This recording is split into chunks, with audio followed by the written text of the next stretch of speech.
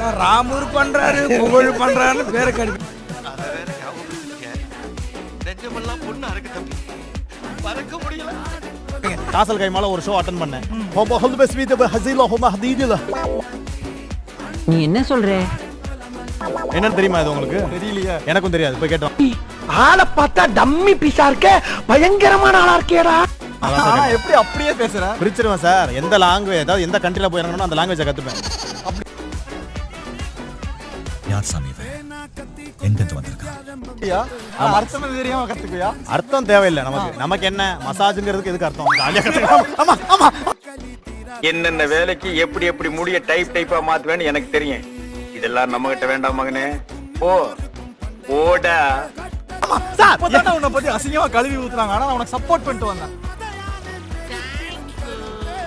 யார் அசிங்கமா கழுவி ஊத்துறாங்க? ராயப்பனா? டேய் ராயப்பா.